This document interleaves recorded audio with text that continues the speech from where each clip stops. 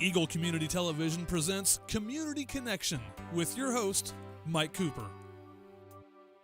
Hello and welcome again to Community Connection from Eagle Community Television. Thanks for watching. Thanks to our producer, Jeff Durall. We're in the sanctuary of St. Nicholas of Myra Catholic Church in Hayes. Joining us today is Deacon Scott Walford and Reverend Jerry Nolte, Senior Pastor of the First United Methodist Church in Hayes. 'Tis the season of Christmas, and we wanted to talk to our guests today about Christmas 2014. Scott, if we could, let's begin with you. Talk about thoughts and maybe some keys for us to help us focus on the real meaning of Christmas this year, would you? The real meaning, of course, is celebrating the birth of Christ. For those of us who are Christian, that's really the focal point and the reason for the holiday.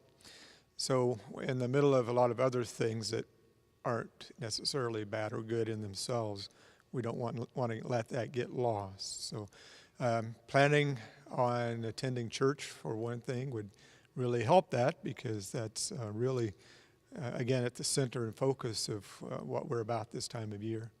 Sounds like a little recruiting tool there, maybe, Scott, to increase the drive to attend church, huh? Yeah, we talk about keeping Christ in Christmas, but we also want to keep the Mass in Christmas too. He's kind of set the bar kind of high for us, Reverend Nolte, as far as forgetting about all of the Christmas cards and the gift wrap and the Santa Clauses and the visits and the food and everything. We've got to change our focus a little bit here. We do. We really have to be spending some time to look past the wrapping paper to say what is important. And many times we focus on relationships, our family, our work relationships, our relationships with leisure folks and sport. And as we focus on that relationship, it sometimes, and most times, Mike, brings us back around to focusing on what God has done for us and a relationship with God. And as we find ourselves back in worship at a chapel, at a synagogue, at a church, we find ourselves in that relationship with God. And then, as Scott said, focusing on Christ, the reason for this moment in time, we find ourselves then making some new relationships with Christ, giving Christ our very best. The church really can be a central way for us to focus, can't it, Scott? Yes, it should be. That should be what the church is doing, focusing in on Christ, on His coming into the world as our Savior.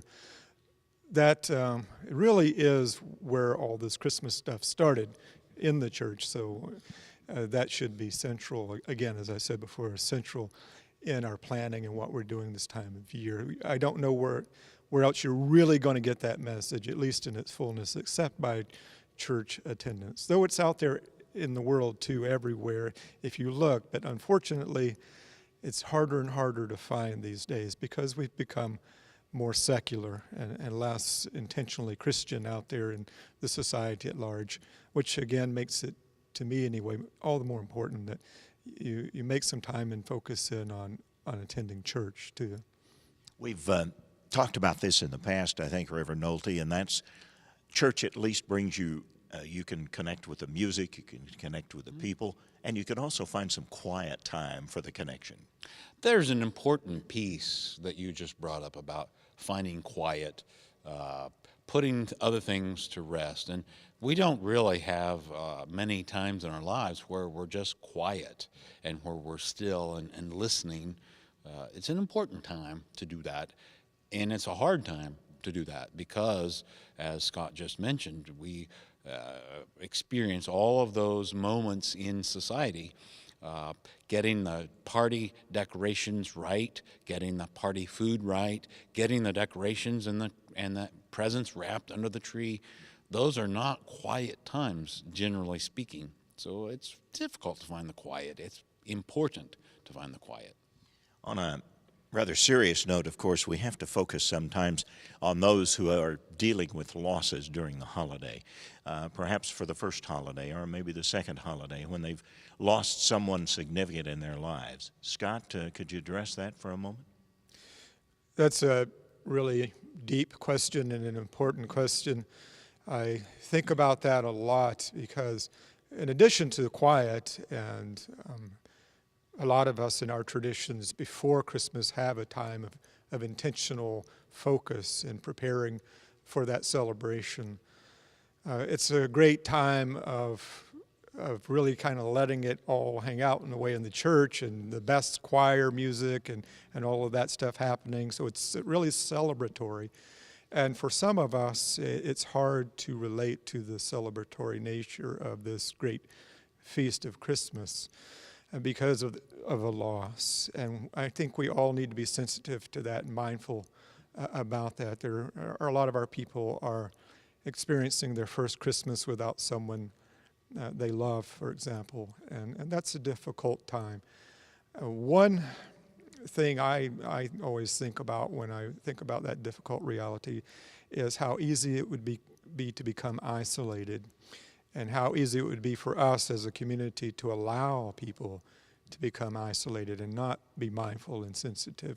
So we always need to reach out to those who we know of who may be lonely or hurting, experienced a loss at Christmas, and be a support for them in terms of those of us who may not be living with that or may not be experiencing it so freshly at Christmas, and not forget about those people. Remember them in our prayers, but also by intentionally seeking them out and reaching out to them. On the other side of that, if I am a person experiencing loss, it may be difficult for me to allow that to happen. I think it is important to allow that support group to be there and to allow people to come into your life to be that for you in the time of grief and not become isolated. Not that alone time isn't important and helpful too, but especially at this time of year, to allow yourself the luxury, I guess, in a manner of speaking, of relying on other people and on your support group. Reverend Nolte, Scott made a couple of excellent points there from the standpoint of those who are suffering a loss, and at the same time for those of us who would like to reach out and perhaps provide some of that support, and yet we may be reluctant to do so. Address both of those. Sure. Sometimes that dark moment of the soul or of the life, whenever that happens, we become, as Scott said, isolated. We take a step back, and that's appropriate, and that's usually very helpful and very good for us as we contemplate and think on the impact that person had on us. It is, however, a moment in time where it can become unhealthy, that we become totally isolated from community. And so one of the things, I know people in Ellis County, I know one person in Ellis County, for instance, that will be inviting people to sit at table with them, maybe because they know they're already going to be alone, and they invite these people, and they make a joyful moment reality for some of those folk that Christmas isn't as joyful for. Now, they don't overdo it with all the glitz and glamour, but they invite them into a friendship. And sometimes, Mike, then when someone says, no, not now, take that no as right then, but sometimes we put up a wall or a barrier and say, well, I'm never going to ask them again.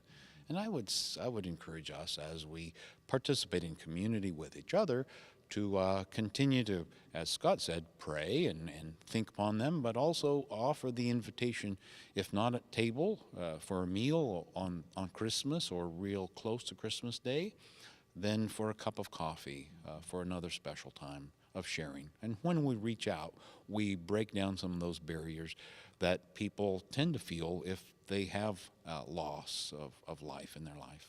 Well, and you've mentioned in the past, Reverend Nolte, about connecting the individual who has gone to that person and talking about them. Don't be afraid to talk about them and share the goodness that you experienced with them. Right. Most recently in my life, just with the last couple of days, I bridged the subject with a couple of folks that I know, and while it brought tears, it brought joy to their heart, knowing that I remembered or their loved one was remembered, and that's a connection. And anytime we make connection with another human being, it's an important piece in their life, and it's an important piece in our life.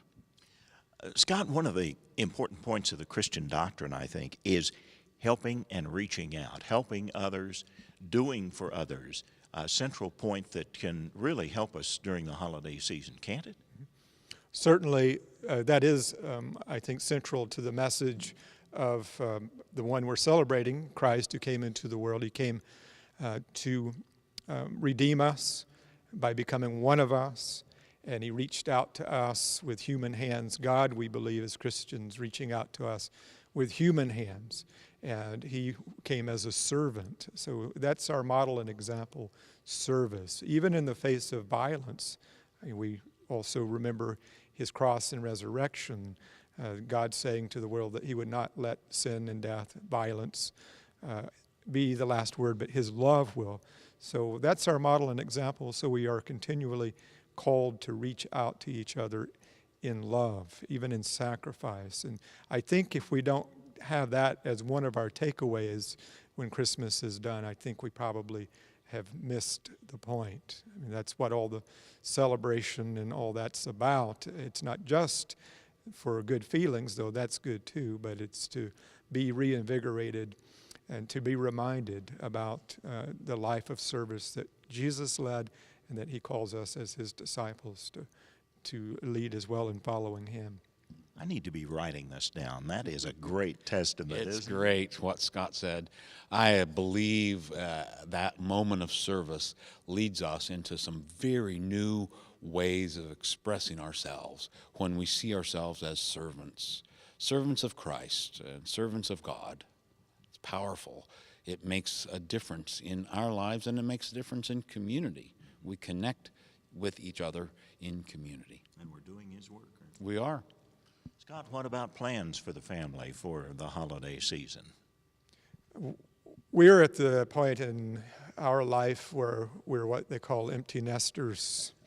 So our kids are away from home, except for my son. He's autistic, he's special needs, so he still lives with us. But our twin girls, one lives in Boulder, getting ready to finish actually at the University of Colorado there, and the other one lives clear out in Los Angeles. Well, this year they're actually coming back home for Christmas because my daughter's graduating from the university, and the other is coming to join us in celebrating that.